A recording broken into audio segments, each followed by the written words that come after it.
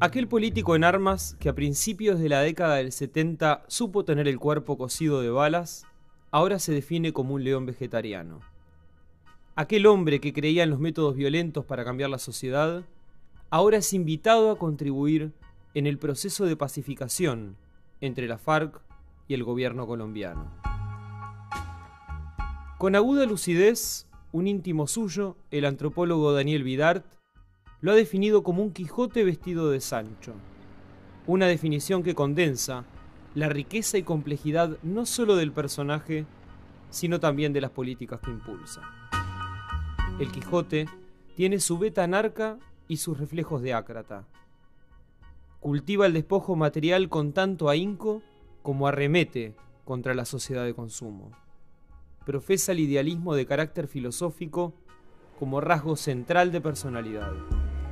Pero es Sancho el que aflora como cabeza de un gobierno que erige al Estado como eje vertebrador de las relaciones sociales, que depende del aumento creciente del consumo para mantener la salud de la economía y que trasunta un pragmatismo sin claudicaciones en buena parte de sus decisiones. El principio de heterodoxia que guía los gestos e ideas de José Mujica convive sin conflictos con la estrecha flexibilidad de las políticas económicas de su gobierno. Las hondas y a menudo removedoras reflexiones del presidente no impiden las picardías tácticas con que sorprende más a propios que a extraños. La veneración internacional que profesan por su figura, cuyo rédito para el país aún no está cuantificado, vuelve vigente el dicho de que nadie es profeta en su tierra. No hay dualidad, sin embargo, en su genuino talante republicano, que lo ha llevado a conceder y desacralizar el poder una y mil veces. Su vocación tolerante a prueba de balas, el diálogo con príncipes y mendigos, como ejercicio constante de aprendizaje. El Quijote ha dicho recientemente que lo más importante que le va a dejar este gobierno al país es una conducta, una ética. Pero intentaremos indagar con Sancho qué otras transformaciones, quizás más materializables, va dejando a su paso este gobierno. Mi reconocimiento, y si en algún momento mi temperamento de combatiente me hizo llevar la lengua demasiado lejos, pido perdón por la ofensa, y mañana estaremos juntos.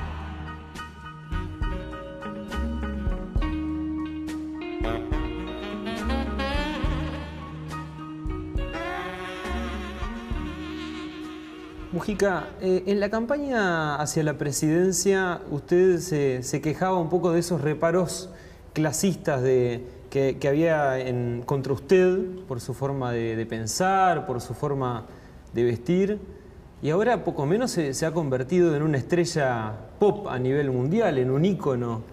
¿Qué cambió de aquel tiempo a esta parte? No, no cambió nada. Es que no creo que ahí se expresen las clases sociales. Las clases sociales se expresan donde hay cuestiones de poder. En el campo internacional, los uruguayos somos insignificantes. Salvo un puñado de jugadores de fútbol importantes. Lo demás nos pueden tomar a veces como una cuestión distinta, como una cuestión folclórica distinta. Y creo que el cierto reconocimiento tiene que ver con la heterodoxia, no con la clase social. ¿En qué sentido con la heterodoxia? Y claro, porque no encajo dentro del común, del prototipo, de los presidentes, de lo que está el mundo acostumbrado. Usted es un bicho raro. Claro, y entonces los bichos raros llaman la atención. Pero tal vez no por mérito, sino por ser bicho raro. No deja de ser bicho. Ahora, no se tira abajo, presidente. Yo no me como la película. Yo no le doy tanta importancia. Porque en definitiva estoy al final del partido, ya no no tiene mucho. Ahora, sin embargo, están los titulares de prensa, lo rescatan en las conferencias internacionales, Sí. pasan por acá, por la torre ejecutiva, varias figuras del ámbito internacional a buscarlo. Sí. Y porque debo de decir algunos disparates que capaz que no son tan disparates. Presidente, Y que dejan a alguna gente pensando.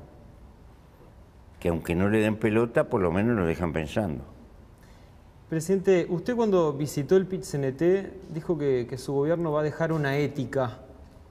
Ahora, ¿en qué cosas, en qué valores se va a visualizar esto en los próximos años, esta huella de su gobierno? Es muy simple.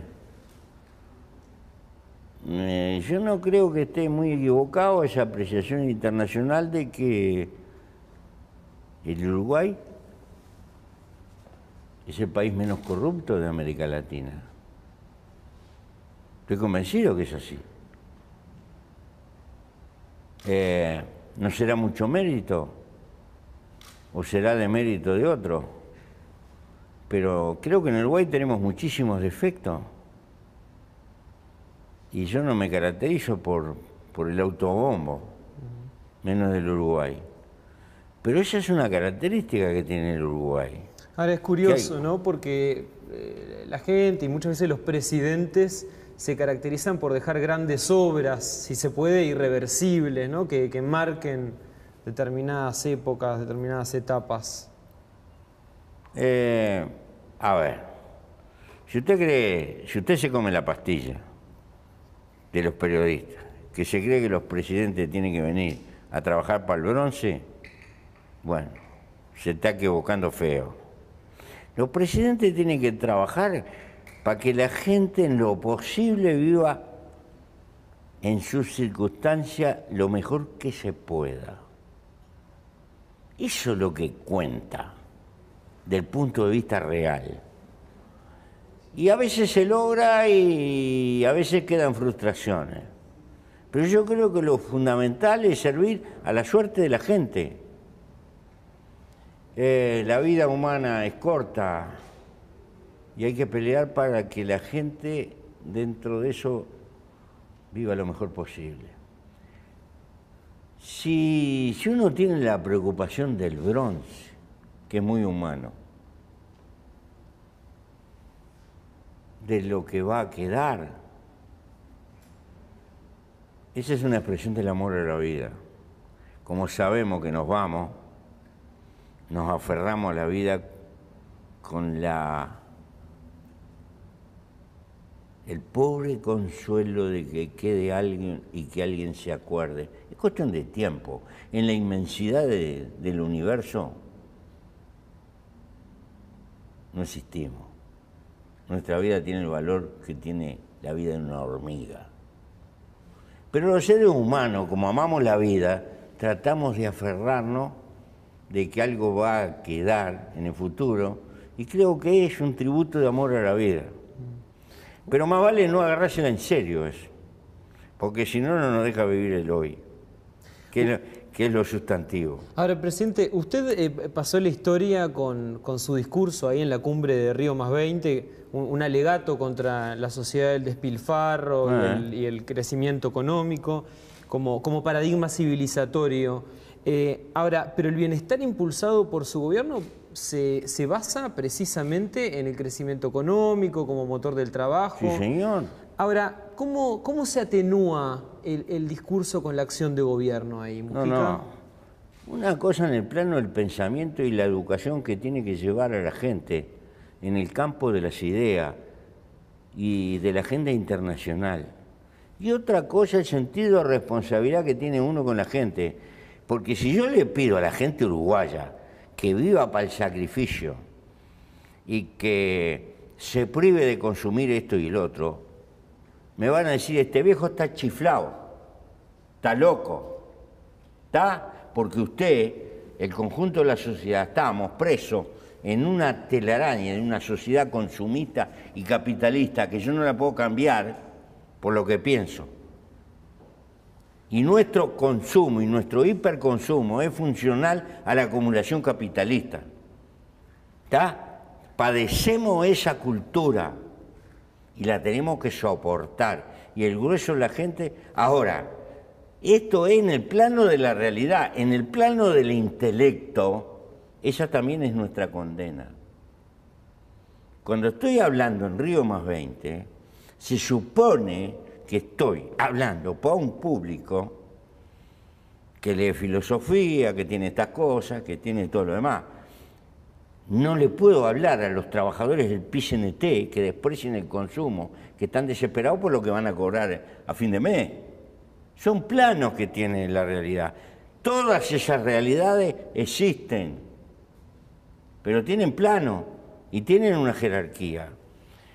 Porque si no me divorcio de mi pueblo, y si me divorcio de mi pueblo, seré un viejo que estaré razonando en un boliche y transformando la sociedad en el Sportman, con razones muy lindas entre un puñadito intelectuales, pero sin fuerza. Y en la lucha política uno tiene que ser entendible por el conjunto de la gente y ir al paso que puede caminar la gente, si no quedamos condenados a la soledad. Y antes que nada soy político, pero no puedo dejar de pensar, de tener un pensamiento filosófico, de ver lo otro, naturalmente, son planos. Mujica, ¿qué lugar ocupa la megaminería como paradigma de desarrollo justamente ante un presidente panteísta, ¿no? que en el exterior despliega una agenda medioambiental muy fuerte, ¿no? La megaminería es una actividad muy importante si se sabe utilizar como lo tiene planteado el Uruguay y si cumple con lo que ha legislado y que bastante le costó. Si guarda plata de entrada para reconstruir el suelo a posteriori y tiene la inversión, la megaminería en el Uruguay puede ser lo mismo que fue en Alemania y lo que fue en otros lugares. Aprovechar los recursos, generar energía, multiplicar la energía de la sociedad, la cultura y el conocimiento, invertir esos recursos.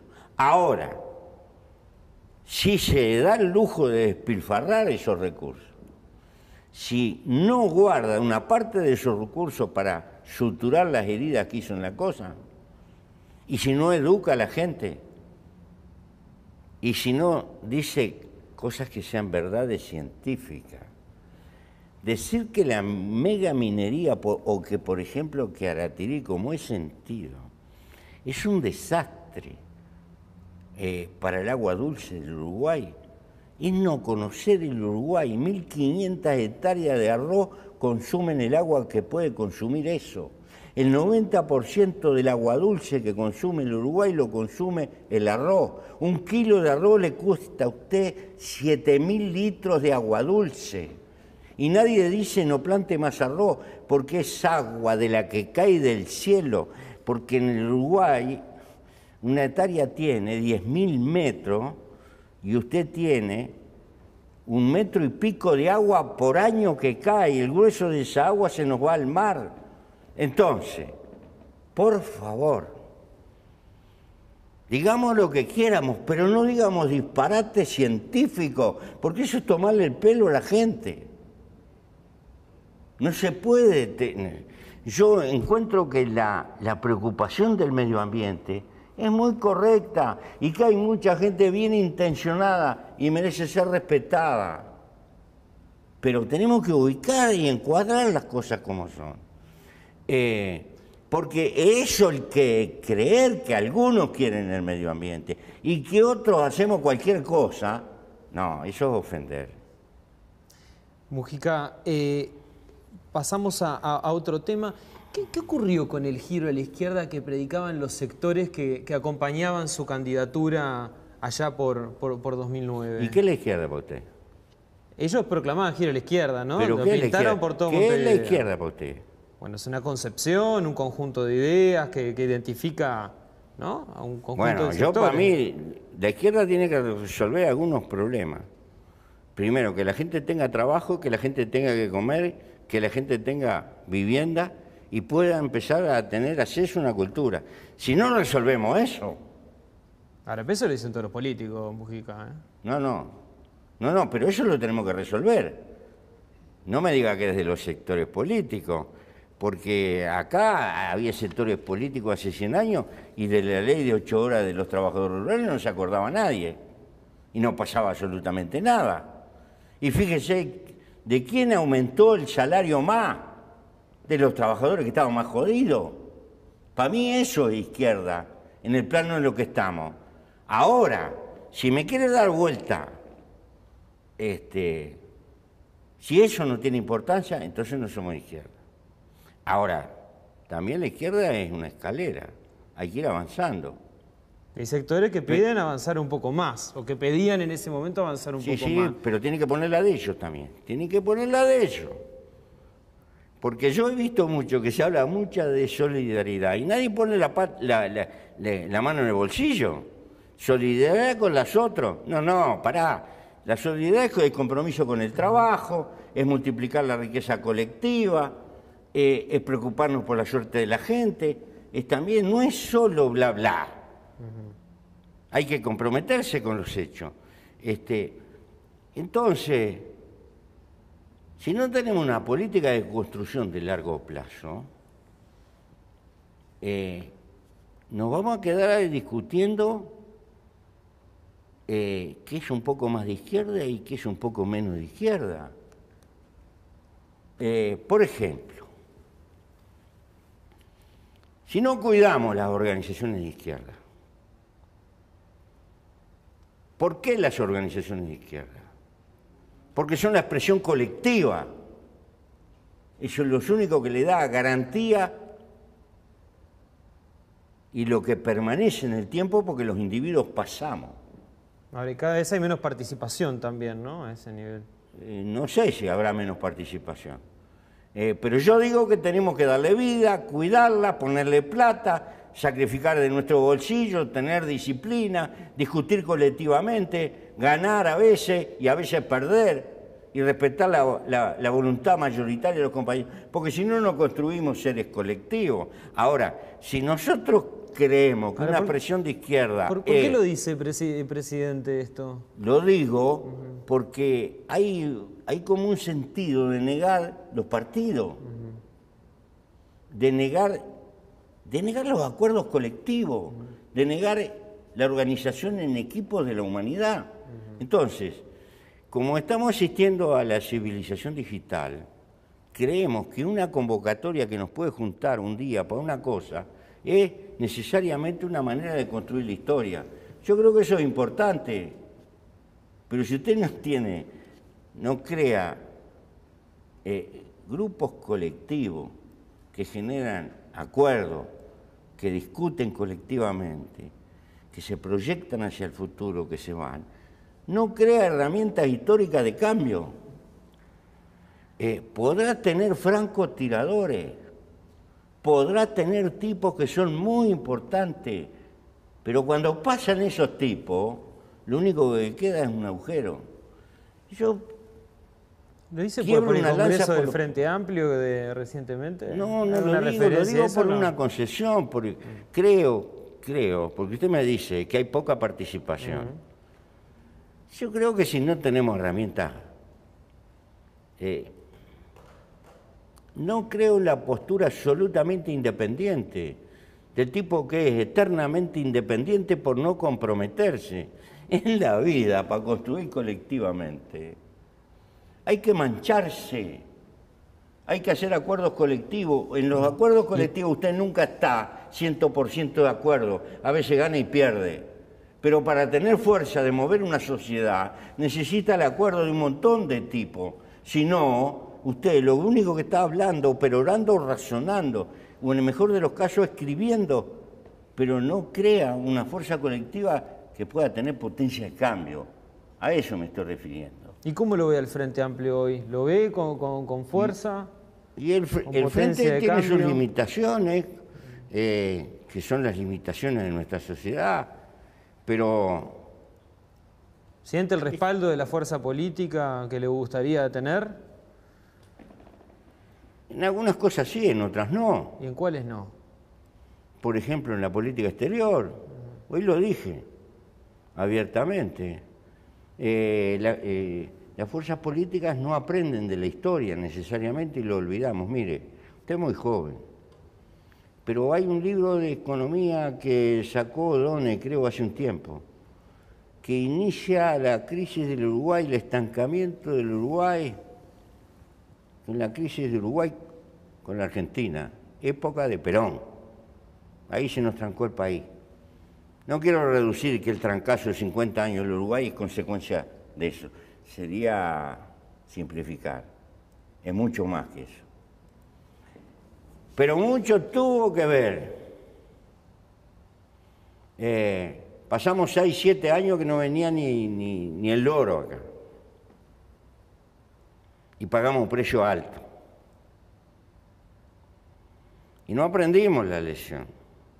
¿Sabe por qué? Acá en este país se discutió hacer una base norteamericana. En la época de Herrera, por allá, cuando Herrera se resistía. Sí, sí. Nos salvamos de una base norteamericana que la querían poner contra Perón de chiripa, pero nos salvamos. Bueno, y con la Argentina, nosotros no le vamos a cambiar el carácter a la Argentina. La Argentina es como es. ¿Está? Tenemos que lidiar, porque los países no se mudan. Tenemos que aprender a lidiar y tener habilidad para lidiar con ese dato de la realidad. Pero acá en el Uruguay, todos se matan por pegarle a la Argentina.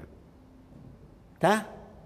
Y yo traté de llevar adelante una política de filo y tal, de negociar porque es el camino. Ahora, sin embargo, ahora volvió a empantanarse todo, ¿no? Usted la remó, la remó, la remó. Y la remé porque cambié yo de política, Usted porque cambió de política. El Uruguay no me respaldaba. ¿Dónde están los medios de prensa que me respaldaban? ¿Dónde está la burguesía que ahora se queja que no puede vender? Los señores del turismo que se quejan y me piden, le vienen a pedir al presidente que el presidente tenga un gesto. No, papá, se acabó.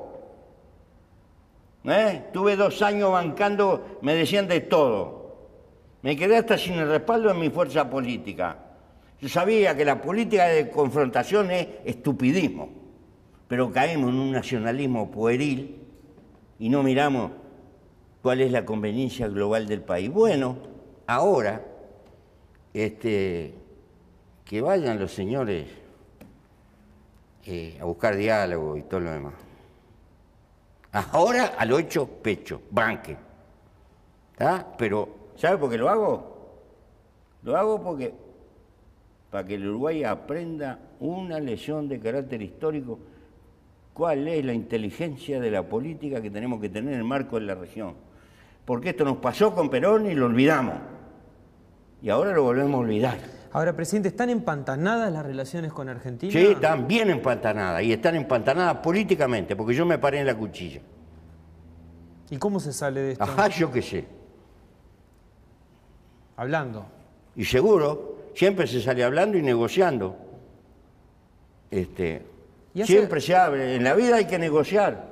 Ahora, presidente, ¿usted no hace alguna autocrítica del permiso que le dio a UPM, a Botnia, para aumentar su producción? No, si me lo pedían a gritos todo el mundo. No me venga ahora con esa preguntita. Si querían otra política, Pero lo hizo para demostrar nada más que la política de confrontación tenía estos resultados. ¿Lo hizo como un acto de demostración a la clase política uruguaya? No, lo hice como un acto de cansancio por el estupidismo permanente, el cultivo del estupidismo en el Uruguay. Pero valía poner en juego la relación con Argentina por el estupidismo, sí, como señor, usted le dice. Sí, señor, valía la pena, porque también hay que aprender en historia. También hay que aprender. Del punto de vista práctico, incluso con los costos que tenga para el turismo y para... Y los señores del turismo no lo sabían, y yo no lo dije 4.000 veces, no lo editorialicé, me aburrí de decirlo. Pero ¿dónde están los medios de prensa de izquierda, de derecha y del medio que hayan defendido esa política? ¿Dónde están? Y ahora vienen a llorisquear. No seas malo. Ahora soy yo el que tiene que cobrar. Y se lo digo para que pateen y que me relajen. Pero tienen una responsabilidad por no haber visto más allá. Y ahora si salimos, vamos a salir juntos. Pero ojalá que aprendamos la lección. Yo no quiero que salgamos mañana, tampoco. Presidente... Porque sabe una cosa, el país no se va a mudar. El gobierno del PP va a pasar. La generación suya va a pasar. ¿No? Pero los que tienen que aprender son los pueblos. Y esto tiene que quedar sembrado colectivamente. ¿Cuál debe ser la política de relación con los vecinos? Porque los vecinos son mucho más importantes que los que están lejos. Pero acá nosotros vamos al alcahuetear a Estados Unidos, a cualquiera que está lejos. Y los vecinos son la mugre y son lo último que hay. No, papá, no le llevo eso. Presidente, ¿es posible que cuando asuma el nuevo gobierno, vamos a hacer una hipótesis de que gana Tabaré Vázquez las elecciones? Ahora, ¿recibiría el vínculo con Argentina en la misma situación que usted lo recibió? ¿Otra vez con un lío con la papelera? ¿Otra vez con conversaciones complicadas? Todo cambia, todo cambia. Y aquí allá no sé lo que pasa, yo qué sé, yo no tengo la piedra filosofal para saber lo que va a pasar en el futuro. También la Argentina puede cambiar. Y espero positivamente que cambie. Presidente, le propongo conversar un poco de la economía. El equipo económico en este gobierno no tiene la hegemonía total, digamos, de la política económica como en el periodo anterior. Usted decidió rodearse de algunos asesores bueno, y de una cúpula del OPP que tiene otra mirada sobre el rol del Estado, sobre la necesidad de un aporte fiscal y una carga tributaria mayor a los que tienen más. Ahora, ¿fueron solo señales esto? Porque en la batalla, en la brega, después, con el equipo del económico del MEF, no ganaron ninguna batalla. ¿Son señales, presidente, estas? Ustedes levantan centro y van a cabecear. ¿Por qué lo dice? Porque esa es una siembra periodística, fundamentalmente de algunos periódicos, de que había como dos equipos de economía, de que hay una confrontación. En todo caso, la confrontación, eso es el frente. El frente tiene diversas visiones, cada una de sus fuerzas políticas, todo eso se expresa. Ahora, ¿cuál es la diferencia con el periodo anterior? Donde el equipo económico tenía solo una voz que era la del Ministerio de Economía. No, no es cierto. Eso no es cierto. Yo fui ministro, me peleé 1000 veces con el Ministerio de Economía, me peleé con el Banco de la República. Pero Astori era un superministro en el periodo anterior. Sería un superministro, pero algunas leyes de refinanciación y eso no las llevaba Astori. Fue un superministro, pero también estuvo a punto de renunciar. Yo lo fui a amansar cuando discutimos el presupuesto, ¿o no? Entonces... Porque usted es un negociador nato, presidente. Ahora, yo le pregunto... No, yo no soy negociador. El país necesita esas cosas. Le pregunto cuál es la diferencia en el control de la economía, porque... El control de la economía, estamos en otra etapa. Estamos en otra etapa. ¿Y cómo la caracterizaría esta etapa, Mujica? Yo creo que es una etapa que estamos más ricos, por lo tanto tenemos más demanda, y al estar mejor más nos pesan las cosas que no hemos podido resolver, naturalmente. Entonces tenemos un grado de exigencia, se han incorporado gente a los sectores medios. Los sectores medios son los que más reclaman siempre, son los que tienen más voz, los que están mejor organizados. Me parece que es natural y que va a ser de aquí en adelante cada vez más. Me parece que va a ser un tono de la sociedad. La gente cuando está muy sumergida, desgraciadamente tiene poca capacidad de protesta. Cuando está un poco mejor ya tiene más capacidad de protesta. Presidente, usted mismo le solicitó al OPP que diseñara un impuesto a las altas ganancias, a los grandes capitales. Nosotros, ¿no?, con la OPP peleamos por el ISIL, lo sacamos, sonamos, la Corte nos pegó un boleo y quedamos colgados. Y después vino una modificación fiscal que la llevó adelante Economía, pero por la cual nosotros luchamos, de aumentar impositivamente con la misma finalidad o parecida de la que tenía el ISIL. Eso fue una decisión que nosotros impulsamos y que Economía al final la llevó y la instrumentó. Y bueno, y veremos lo que pasa. Ahí están llegando los fierros, pero nos perdimos 2 años. Ahora, en usted, le reitero, le pidió a la OPP que pensara un impuesto para las grandes ganancias, en el caso, para aumentar el IRAE, le hablo específicamente. Y después, echó para atrás. ¿Qué pasó ahí? Y porque no lo habré considerado inteligente en el momento. No era la oportunidad. Yo considero que alteraciones profundas en la política económica hay que medirla muy bien en la coyuntura en la que se vive. Del punto de vista internacional, ya venían los síntomas de un enlentecimiento probable de la economía. Sin embargo, fíjese qué curioso, ha disminuido el comercio mundial, por lo menos la tasa de crecimiento, y ha disminuido el comercio incluso de los países de la región, el comercio internacional. Y el Uruguay va a cerrar este año con récord de exportaciones. No es maravilloso, pero va a seguir creciendo un poco. Lo que quiere decir que la política más o menos que hemos llevado no ha sido tan desinteligente. Mire, si usted quiere llegar lejos,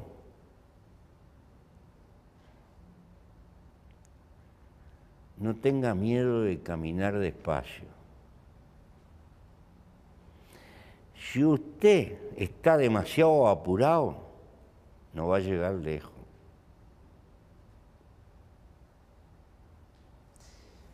Presidente, usted encomendó a toda esta gente que se había envuelto en el debate tributario a ir al Frente Amplio y a llevar sus propuestas ahí. No, yo no lo mandé al Frente Amplio. Pero mire, tengo la frase, usted les dijo, yo le recomendé a algunos compañeros que están en el OPP que los puntos de vista que ellos tenían los llevaran al FA. Porque son más bien de carácter programático y tienen que ver con una visión de afinamiento progresivo de la política tributaria. Sí, ahora, son militantes. Por eso se lo pregunto. Son militantes. A la luz del Congreso, ¿está conforme con el resultado que salió del Congreso?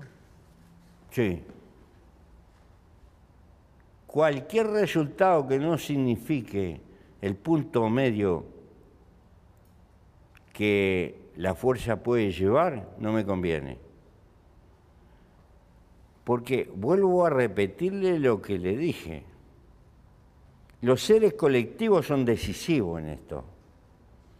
El sacar algo que deje pedazos por el camino de la fuerza política es un triunfo a lo pirro. No. Porque sin el todo del frente de cada una de las partes, nada. Esa película ya la vimos. Los que somos más viejos la conocimos. Cada 1 de mayo éramos unos puñados que nos conocíamos todos. No. El frente tendrá todos los defectos que quieran, pero tiene la virtud de representar por lo menos la mitad de la sociedad. Y eso es un valor que hay que preservarlo. Entonces, si hay que tener una discusión programática y tenemos que negociar y lograr un punto medio para que el conjunto de la fuerza lo pueda llevar, vamos arriba. Porque sin el conjunto de la fuerza somos unos locos sueltos que pueden andar adelante, pero van a hacer pelota. La táctica política es parte del contenido y la táctica termina siendo una cuestión estratégica. En política lo que cuenta es la fuerza. Y la fuerza, a la larga,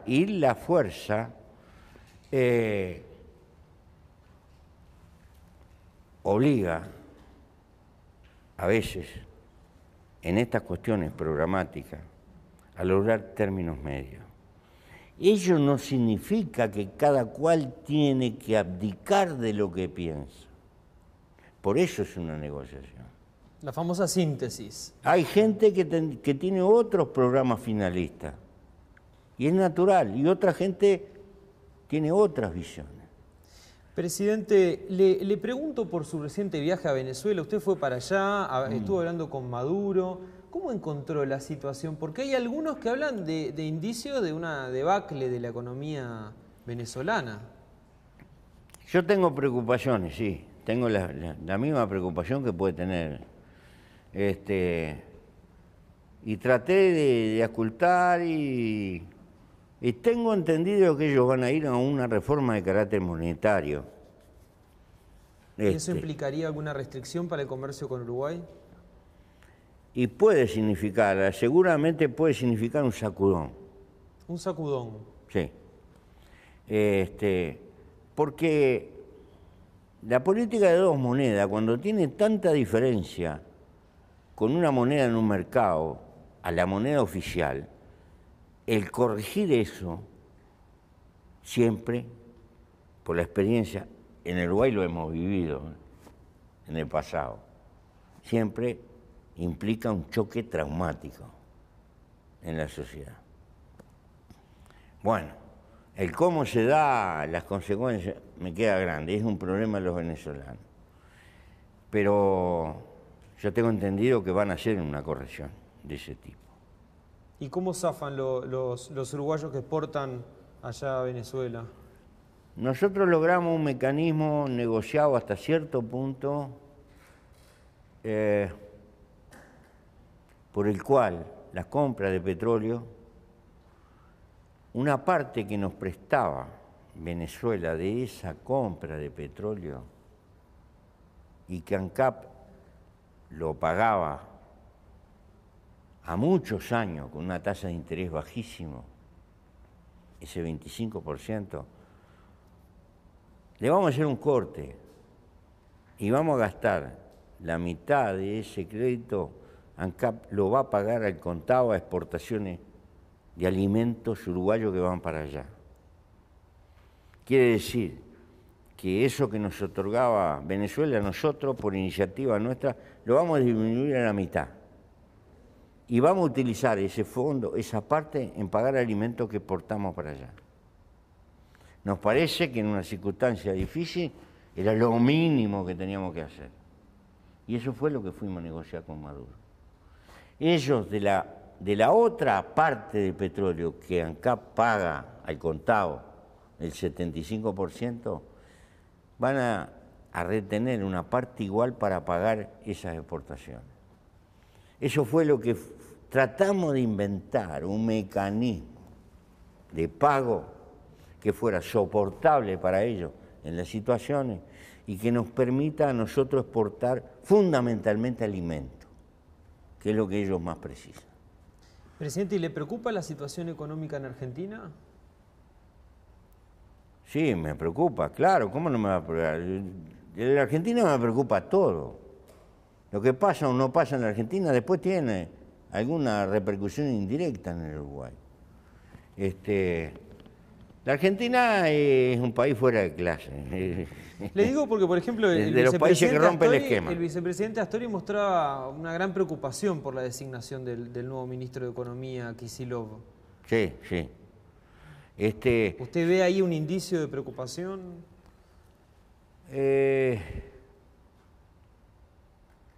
Hace rato que en el Uruguay hay un análisis de carácter catastrófico con respecto al futuro de la Argentina. ¿Está? Hace rato que hay. Yo no me subo a ese análisis. Ahí lo deja el vicepresidente, si quiere yo subirse solo. la Argentina la pongo en una categoría aparte de país. Porque cada vez que tiene una cosecha grande en la Pampa y eso, adiós, arrancó la Argentina de vuelta y nos ha pasado más de una vez. Así que es un país milagroso desde ese punto de vista. Y ojalá que le vaya bien. Y ojalá que la Argentina pueda arreglar sus problemas económicos y que le vaya bien. Ahora, ¿usted no Por considera la que suerte argentina y por la suerte nuestra. usted no ve signos auspiciosos en la designación de Kicillof? Se lo pregunto porque con Sendic acercaron posiciones en materia energética incluso. Sí, seguro. Es posible, pero no sé, la verdad que no sé. Presidente, la muerte de un joven inocente ahí en el barrio Santa Catalina a manos de la policía, entre otros episodios que sean de inconductas policiales, por decirlo así, ¿podrían ser parte de una cierta resistencia de la policía al mando civil que conduce Bonomi? Porque el ministro ha alertado de esta situación. Yo no quiero hacer hipótesis con cosas tan serias. No quiero hacer hipótesis.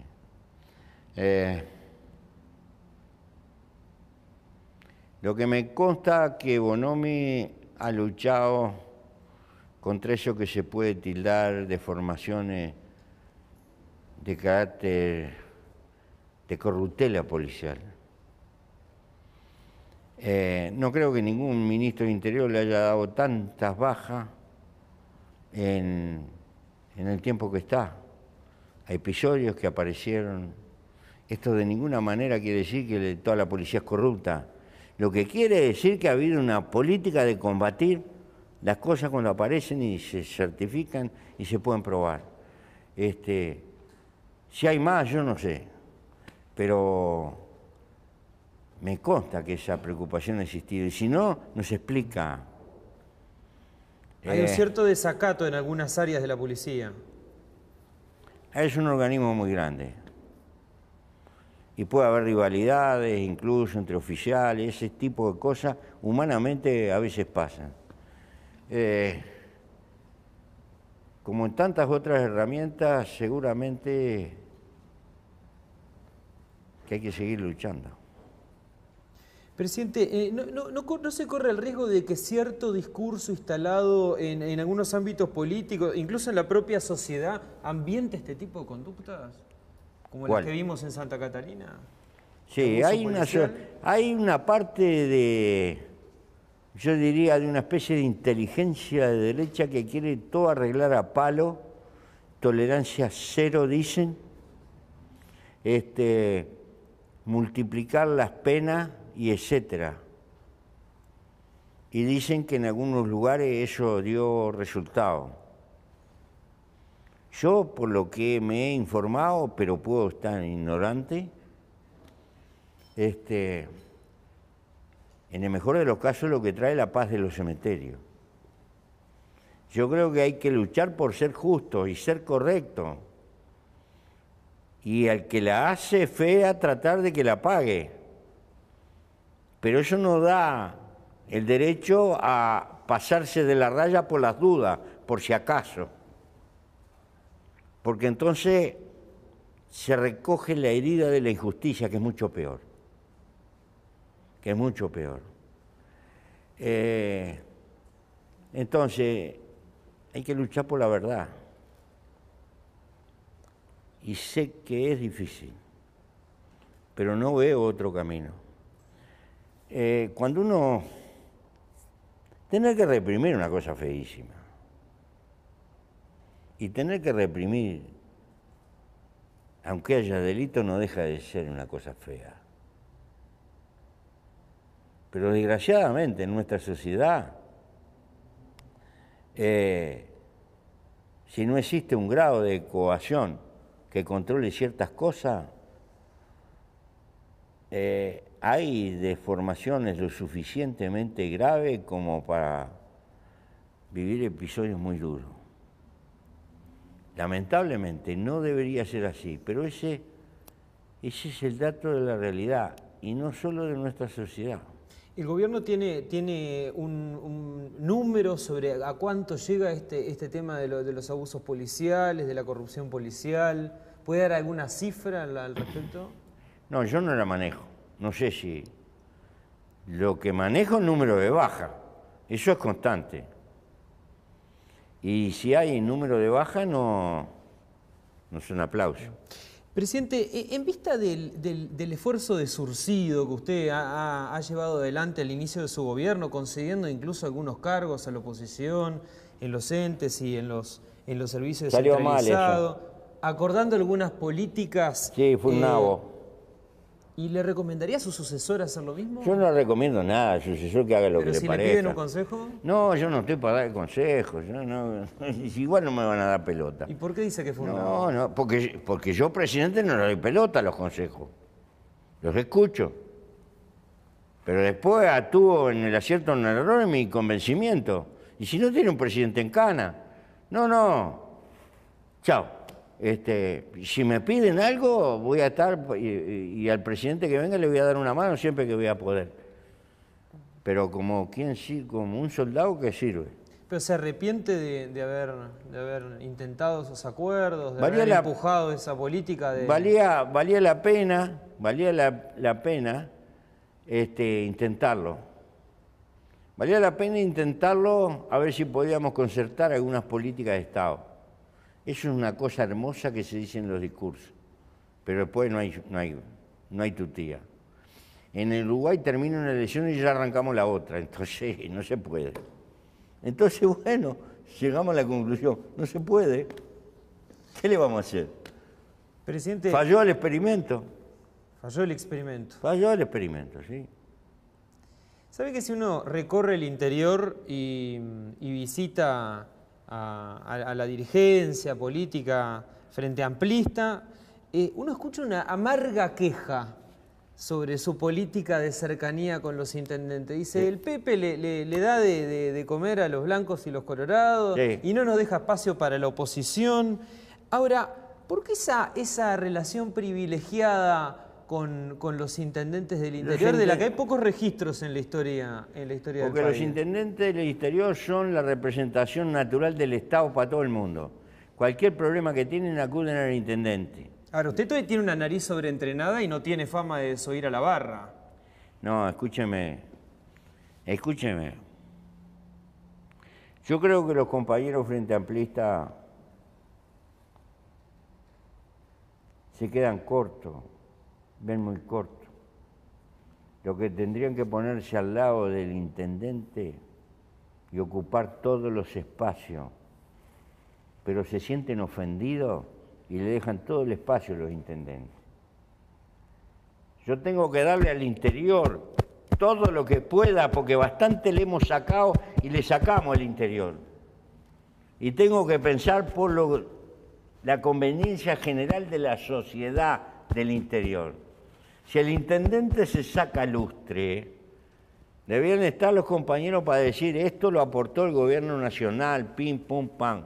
No sé yo, pero no puedo caer en la miseria de negarle recursos al interior porque el intendente no es de mi pelo, porque eso no tendría gollete. La gente está primero que los que estamos en el gobierno.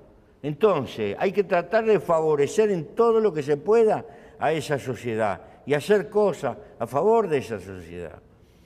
El espacio político lo tienen que ocupar los compañeros. Y bueno,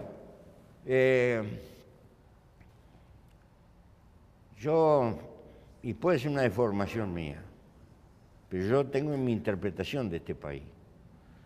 Durante mucho tiempo le pasamos la espumadera al interior. Como la nena tiene que ir a estudiar, o el nene tiene que ir a estudiar, se viene para Montevideo. Y después que está 4 o 5 años hace la carrera en Montevideo, no vuelve más. Con lo cual le hemos pasado la espumadera permanentemente. Los sectores que más cultivamos la inteligencia los traemos para Montevideo. Y este país se va a desarrollar si desarrollamos el interior, si nos damos cuenta que el interior no es un patio trasero, El interior es parte del país. Por eso hay que llevar enseñanza, hay que urbanizar el campo. Ayer fuimos a poner la luz. Hay que ver lo que es esa pampa ganadera. A 2 kilómetros de la frontera. Venían las negras de Brasil. Por allá. Venían las negras de Brasil a parir ahí. Porque en el Uruguay había libertad de vientre. ¿Verdad? Bueno, y no tenían luz eléctrica. Si no urbanizamos el interior, si no llevamos enseñanza, si no mejoramos los caminos, si la gente no puede tener una heladera, no puede tener un televisor, todo lo demás, no nos quejemos que después la gente raja. Mujica, ¿cómo? Entonces, Sí, y esto es parte de esa política también. Mujica, hablamos del interior, ahora hablemos un poco de Montevideo. ¿Cómo ve el acuerdo blanquicolorado para Montevideo? Es un hermoso pacto rabanito para usar el lenguaje del doctor Herrera. Pacto rabanito. Sí, señor, es colorado de un lado y blanco del otro. Está bien. No soy el inventor del término. Estoy utilizando el lenguaje del doctor Herrera. Lo cita tanto Herrera que no es de extrañar, ¿no? ¿Cómo no? En la política internacional era un tipo muy interesante. Había que aprender bastante. Ahora, ¿corre peligro el gobierno del Frente Amplio en Montevideo con este acuerdo? No sé, nos obliga a hacer las cosas bien. ¿Y qué quiere decir hacer las cosas bien? ¿No volver a poner un candidato único como la vez pasada? Yo estoy en contra del candidato único. Pero usted apoyó a Ana Olivera como candidata única. Sí, la apoyé, pero no se evitaba ir a se quería tener un candidato único. Yo creo que está bien que haya 2 o 3 candidatos, si es posible, y que la gente elija lo mejor. Y lo que elija la gente está bien. Y cuando no hay un acuerdo en la fuerza política, mejor todavía, que resuelva la gente. Ahora, ¿se preguntó por qué todas las encuestas muestran una desaprobación tan alta de la gestión de Ana Olivera? Yo no sigo mucho el mundo de las encuestas. Pero bueno, tal vez exprese el machismo en la sociedad. ¿Solo eso, presidente? No, seguramente mala comunicación y seguramente... Pues eso lo dicen todos los políticos. Si la falla es la comunicación... No. La comunicación es muy importante. Pero no es lo único. Pero no el verso. Ustedes viven del verso. A veces también. La comunicación es lo que le deja valor a quien recibe y que por lo tanto lo motiva. La comunicación es un arte del cultivo de la cultura y del conocimiento. Ahora, ¿sabe que desde que yo hago periodismo todos los políticos le achacan a la comunicación los problemas, no? No. ¿Dónde está la falla entonces? Los problemas, el periodismo puede subrayar una cosa y en todo caso olvidar otra. Puede ser injusto, pero no puede tampoco alterar demasiado lo que pasa. Puede subrayar en todo caso. Ahora, presidente, ¿dónde está la falla en Montevideo para que haya tan alta desaprobación? Y seguramente que es una desaprobación porque hay algunos temas que no se han podido solucionar. Seguramente. ¿Por ejemplo? Por ejemplo, cosas elementales, eficiencia en la cuestión de la basura. Seguramente que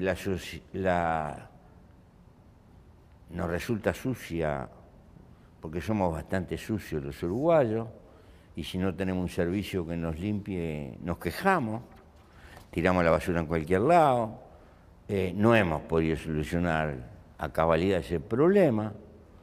Ayer iba volando, fíjese, le doy un tema periodístico. Apagamos las cámaras después un rato si quiere, pero... No.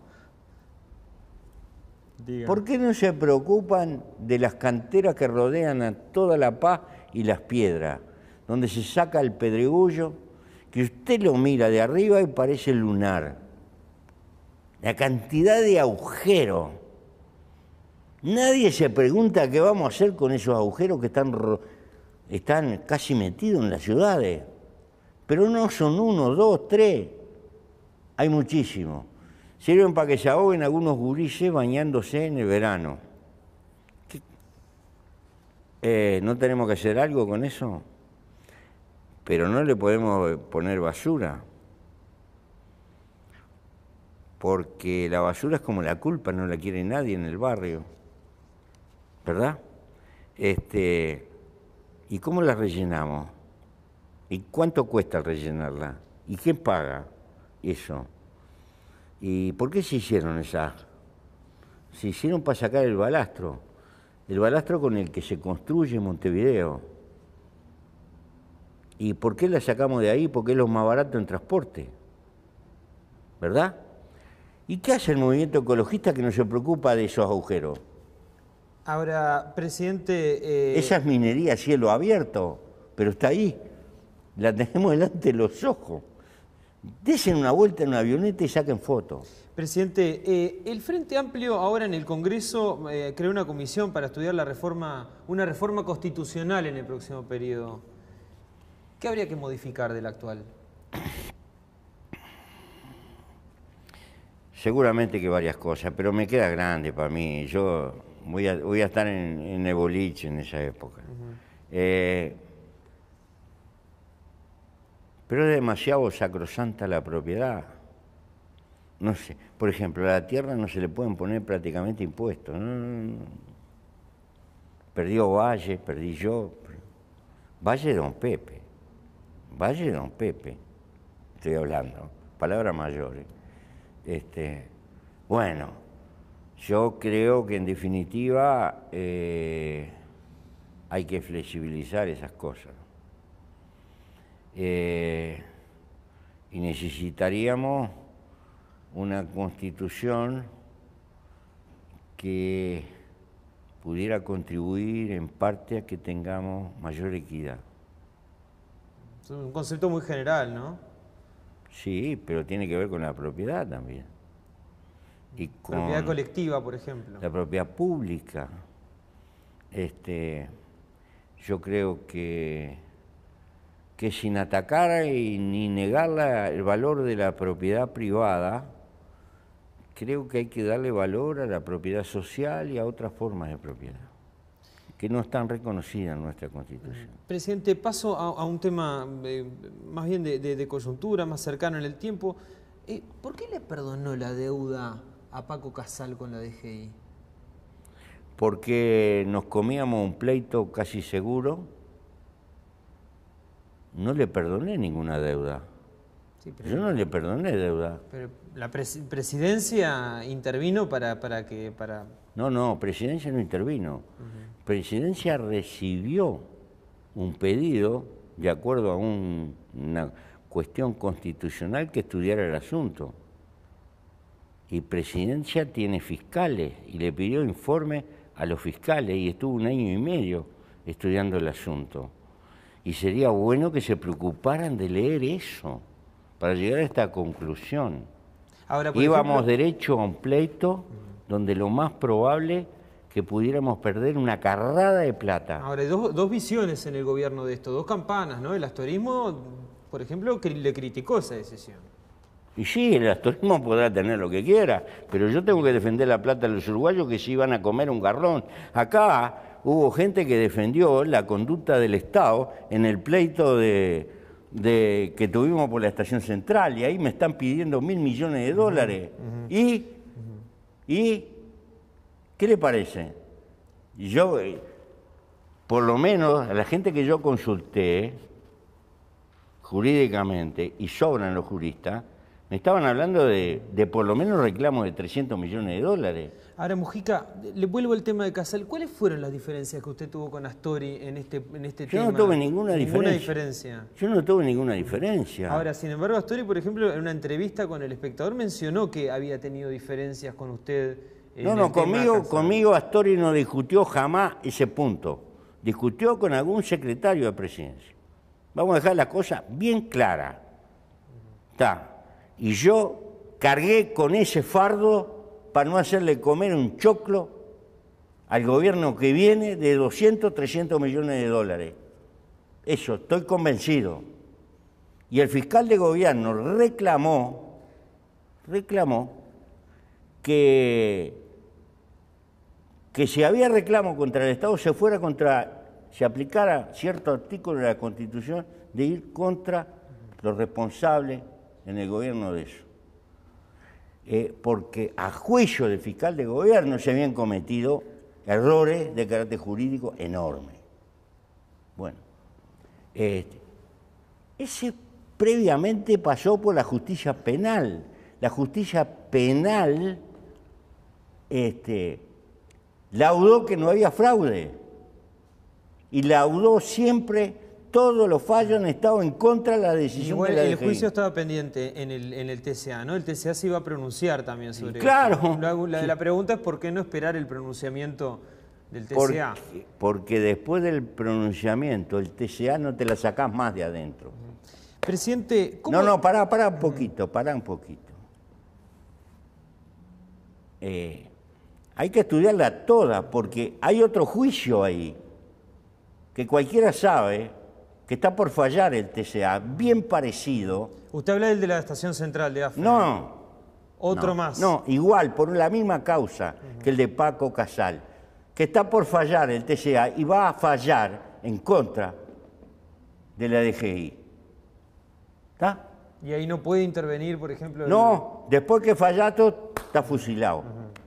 Pero todavía no falló, digamos. No falló, pero en este país hay cosas que se saben. Y, bueno, pero la gente se puede preguntar por qué se interviene en el caso de Paco Casal y por qué no se interviene en este otro, ¿no? Porque no me apelaron, tampoco podía intervenir.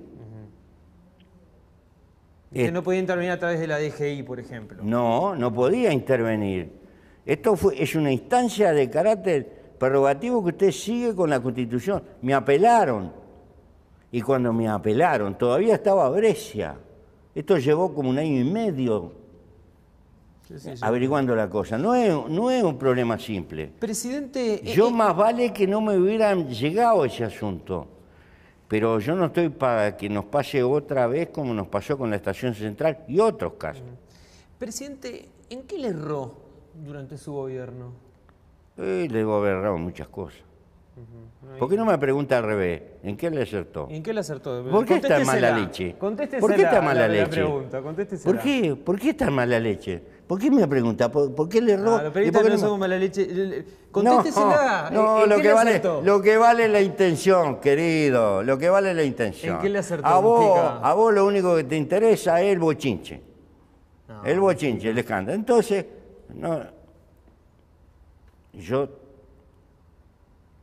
si querés hacer buen periodismo, trata de ser justo y equilibrado. Le estoy preguntando, presidente. Sí, me preguntás después que yo te puse la pata en el pecho.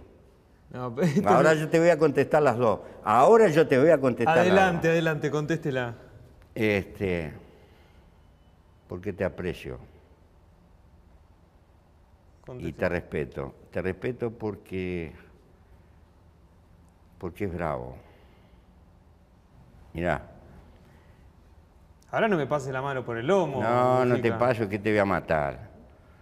No te voy a pasar la mano por el lomo. Me equivoqué seguramente en lo que ya te señalé. Quería que por 2 o 3 años se podían llegar a ciertos acuerdos nacionales que facilitaran la solución de algunos problemas y de plantear algunos mojones de política de Estado. Fui excesivamente idealista. El sistema político uruguayo no está maduro para eso. Tú me hiciste algunas apreciaciones de lo que dicen los compañeros frentistas del interior. Es cierto lo que tú me dijiste. Totalmente cierto. ¿Te das cuenta? Habla de la pobreza que tenemos de comunicación con nuestros propios compañeros. Yo no pude llegar a mis propios compañeros para explicarles estas cosas tan serias, que en alta política como gobierno no puedo mirar por los intereses solo del partido, tengo que mirar por los intereses de la gente. yo no tuve fuerza ni capacidad de llegar a mis propios compañeros. Y 1000 veces el gobierno no tuvo a los compañeros para que lo hubieran defendido. Y eso fue una falla seria. Me equivoqué en la política de la enseñanza. Tuve que transar con la salida de una universidad porque fracasé en que le dieran la autonomía a UTU y que cada centro regional pudiera evolucionar para transformarse en un politécnico público independiente. Para mí era la transformación más importante de la enseñanza media. No pude, fracasé. Y fracasé porque no pude convencer a buena parte de mis compañeros. Y esto no se lo voy a achacar a la oposición. Es de las cosas que más duelen, cuando no te puedes comunicar con los tuyos. Presidente, dicen que a usted le gusta mucho disfrutar de las picardías y cuesta imaginarlo después de la presidencia como un guerrero en reposo. ¿Va a encabezar una lista del NBP al Senado? Sí, voy a encabezar una lista y de repente voy a dar algún consejo por ahí que nadie me va a dar pelota porque es así. Y quisiera ayudar a promover a alguna gente joven. ¿Va a poner alguna condición? Que mi suplente sea Berterreche, si puedo, si me dejan elegir. El suplente es clave para mí. ¿Se lo pidieron porque si no iba a haber una suerte de debacle electoral del MVP? No. ¿Temían una especie de situación no, así? Me lo pidieron porque hay compañeros que son... Hay un puñado de compañeros que son valiosos y vale la pena que ayude. Después vendrá el tiempo y Dios dirá. Presidente José Mujica, muchas gracias. Bueno, viejo, primera vuelta. Me gusta verte peleado bastante y que tengas suerte. Muchas gracias.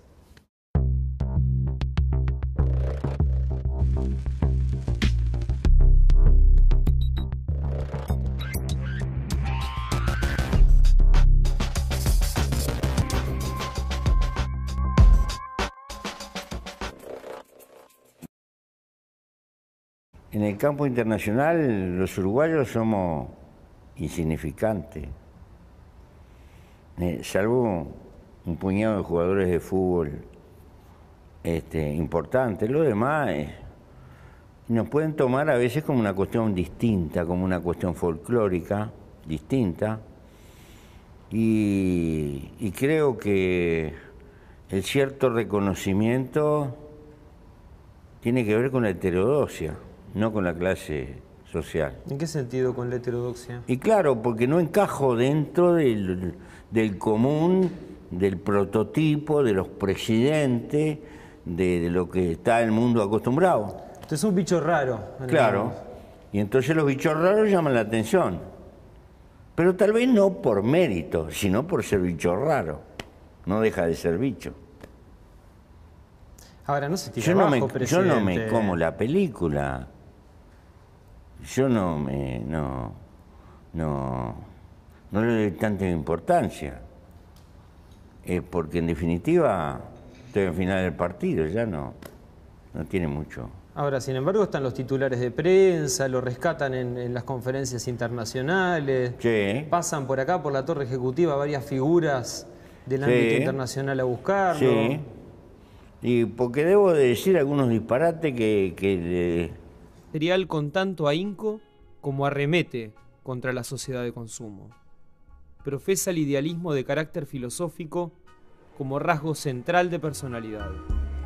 Pero es Sancho el que aflora como cabeza de un gobierno que erige al Estado como eje vertebrador de las relaciones sociales, que depende del aumento creciente del consumo para mantener la salud de la economía y que trasunta un pragmatismo sin claudicaciones en buena parte de sus decisiones. El principio de heterodoxia que guía los gestos e ideas de José Mujica convive sin conflictos con la estrecha flexibilidad de las políticas económicas de su gobierno. Las hondas y a menudo removedoras reflexiones del presidente no impiden las picardías tácticas con que sorprende más a propios que a extraños. La veneración internacional que profesan por su figura, cuyo rédito para el país aún no está cuantificado, vuelve vigente el dicho de que nadie es profeta en su tierra. No hay dualidad, sin embargo, en su genuino talante republicano, que lo ha llevado a conceder y desacralizar el poder una y mil veces. Su vocación tolerante a prueba de balas, el diálogo con príncipes y mendigos, como ejercicio constante de aprendizaje. El Quijote ha dicho recientemente que lo más importante que le va a dejar este gobierno al país es una conducta, una ética.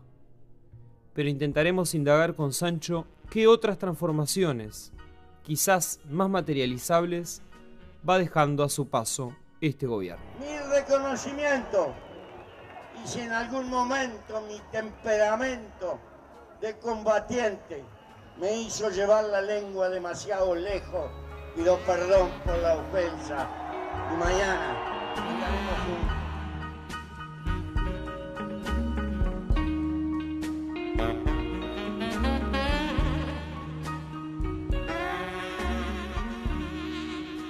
Mujica, en la campaña hacia la presidencia usted se quejaba un poco de esos reparos clasistas que había contra usted por su forma de pensar, por su forma de vestir, y ahora poco menos se ha convertido en una estrella pop a nivel mundial, en un ícono. ¿Qué cambió de aquel tiempo a esta parte? No cambió nada. Es que no creo que ahí se expresen las clases sociales. Las clases sociales se expresan donde hay cuestiones de poder, que capaz que no son tan disparates, Presidente, y que dejan a alguna gente pensando, que aunque no le den pelota, por lo menos lo dejan pensando. Presidente, usted cuando visitó el PIT-CNT dijo que su gobierno va a dejar una ética. Ahora, ¿en qué cosas, en qué valores se va a visualizar esto en los próximos años, esta huella de su gobierno? Es muy simple. Yo no creo que esté muy equivocado esa apreciación internacional de que el Uruguay es el país menos corrupto de América Latina. Estoy convencido que es así. ¿No será mucho mérito? ¿O será de mérito de otro? Pero creo que en Uruguay tenemos muchísimos defectos. Y yo no me caracterizo por el autobombo, menos del Uruguay. Pero esa es una característica que tiene el Uruguay. Ahora es curioso, ¿no? Porque la gente y muchas veces los presidentes se caracterizan por dejar grandes obras, si se puede, irreversibles, ¿no? Que marquen determinadas épocas, determinadas etapas.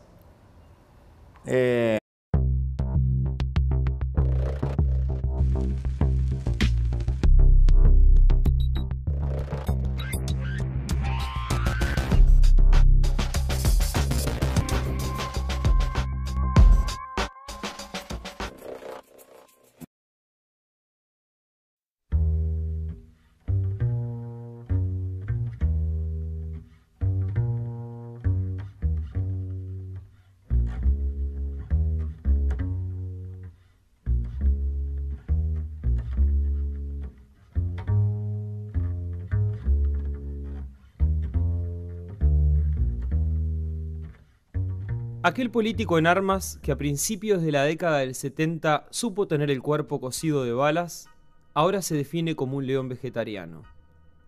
Aquel hombre que creía en los métodos violentos para cambiar la sociedad, ahora es invitado a contribuir en el proceso de pacificación entre la FARC y el gobierno colombiano. Con aguda lucidez, un íntimo suyo, el antropólogo Daniel Vidart, lo ha definido como un Quijote vestido de Sancho, una definición que condensa la riqueza y complejidad no solo del personaje, sino también de las políticas que impulsa. El Quijote tiene su beta anarca y sus reflejos de ácrata. Cultiva el despojo material